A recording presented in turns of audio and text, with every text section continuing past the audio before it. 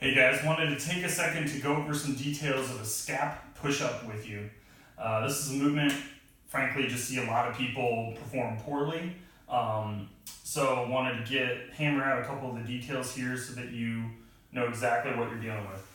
So the Scap push-up is a movement where essentially I am teaching my shoulder blade how to glide around the rib cage. So if you think of your rib cage, your shoulder blades are actually going to reach and retract, protract and retract around the rib cage. What we tend to see people do instead is compensate from the neck, the low back, or the elbow. So I'm going to show you a kneeling variation first. So if I'm getting here, screw my elbows in so that I'm nice and stable. The main movement coming from my shoulder blade is pressing them away and then pulling them together. Notice though, the movement is pretty subtle. When people try to over-exaggerate it, what we see on the way up is that they stick their T-spine up. So now it's really more like a cat-cow, where they're working their spine, and the shoulder blades are kind of anchored. We want to let the shoulder blades glide around.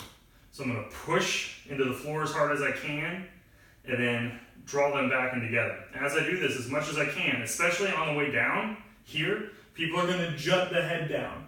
So I want to try to keep that neck nice and neutral, chin slightly tucked as I do that movement.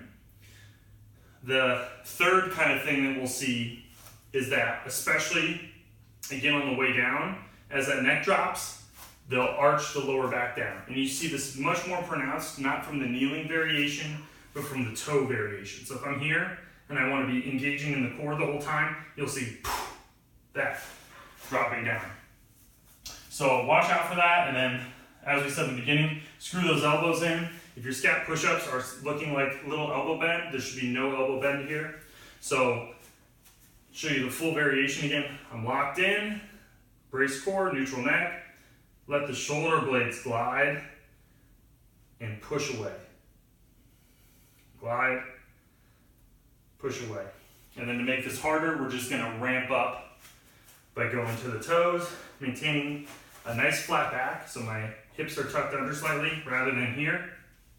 And then maintain that, glide, push away. Glide, push away. Woo! When you get it right, you feel it in all the right spots. Give those tips a try and let me know how it goes.